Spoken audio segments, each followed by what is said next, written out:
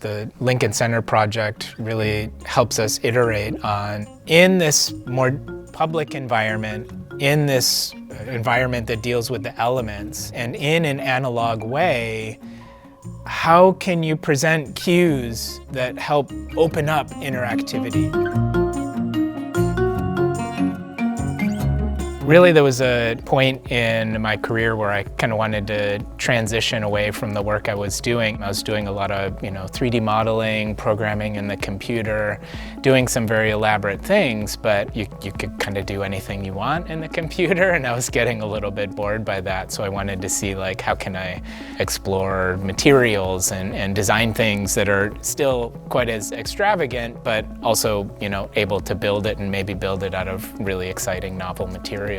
The first generation of work was really about seeing, like, me as a designer, how could I create almost these kind of very elaborate engineered structures. I started to get to a level of feeling pretty confident of how to, design some pretty interesting spaces, some pretty, elaborate structural systems. There was just a moment of, like, I want to present these to the world. I want to find out, what applications these might be relevant to.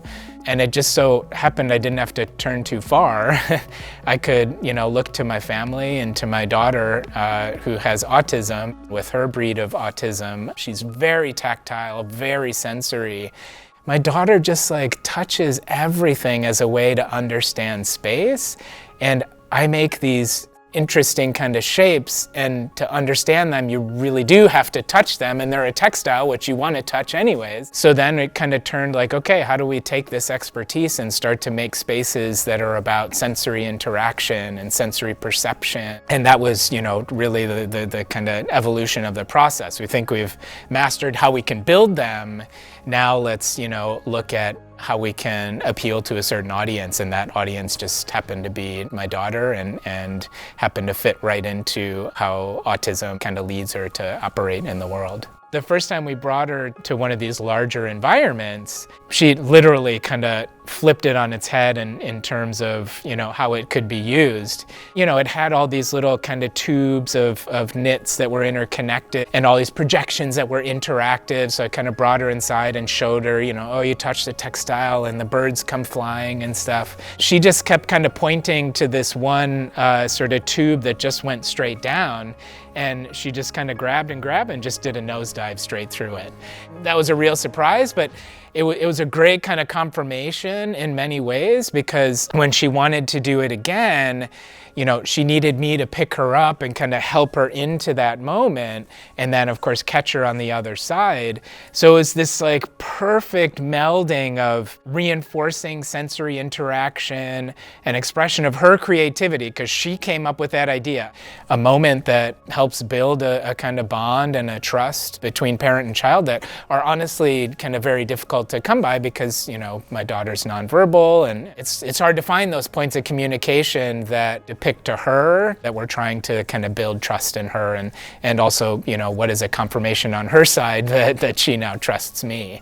So it's great to kind of, like, see all of that be kind of integrated pretty seamlessly into each other.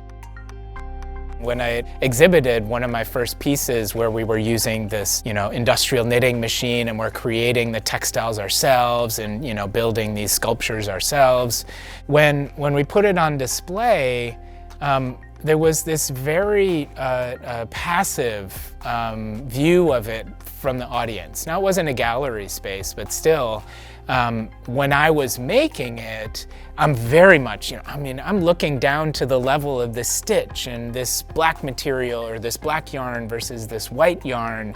How does it come together, and how does it stretch this way? Oh, how does it stretch this way? So I'm examining it at this really fine level and seeing all this kind of, just like the stuff you see with you check with your own clothes. You don't just look at the color, right? How does it feel? How does it drape? How does it stretch? How does it structure? So I was seeing, feeling all these different things as I'm making it.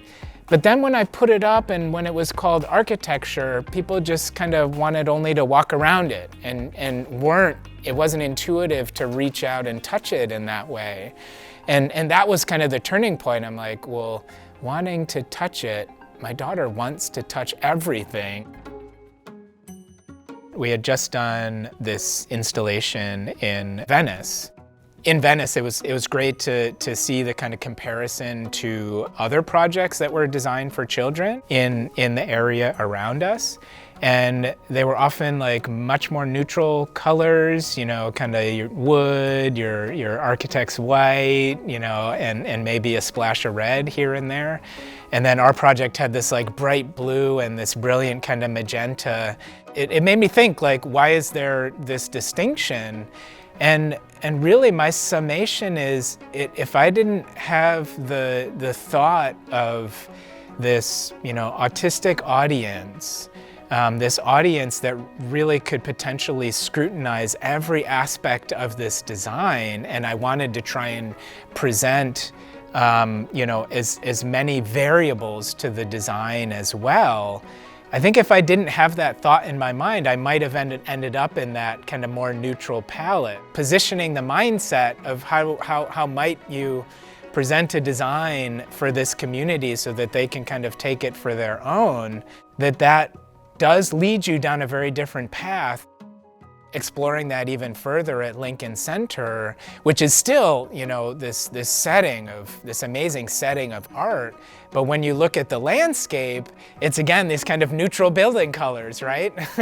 Seeing the color, and we even, you know, kind of advance the design a little bit more to integrate kind of more color. If this were for the general population of children, it might not look as vibrant, but you know, when you're thinking about these unique communities and wanting them to kind of like interject the possibility of their creativity, you know, I think you want to give them a palette that's different from the rest of their typical environment.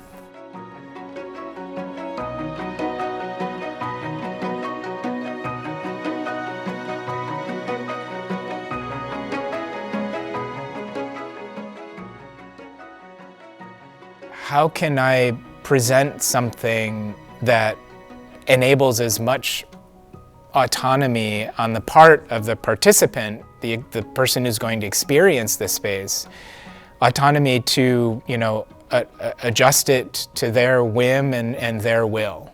For me, thinking about every single detail is just imagining, like, well, this could be a point of interest. So I need to design it, I need to think about it, I need to think about how it's different from something else. So a small tube versus a big tube, something that has a lot of ridges to it versus something that might be smooth, something that's transparent versus might be solid, something that's blue versus something that's magenta. So on one level, there's maybe a kind of continuity to the whole thing, but it's trying to have as many moments as possible, and that each of those moments just has some sort of give to it. Whether it's, you know, the fact that you can push the material around a bit, the fact that you can kind of climb inside it, or you can just kind of feed your arms through it. It's gonna, you know, it's gonna give, but it's also gonna push back. My interest in seeing, you know, like the up and away production. What is the level of forgiveness to the child, and then what is the kind of pushback to it? You know, how much does the story sway? How much does the actor sway? How much does the music sway? You know, how much does the experience sway towards the influence of one child or another? And then how much does it, you know, kind of bounce back into, you know, a certain structure or not? That kind of like reactivity, that kind of cause effect, that kind of like, oh, I have some agency in this world.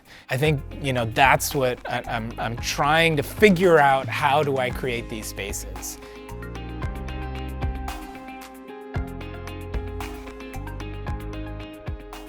The question that the Lincoln Center project really helps us iterate on is really interactivity.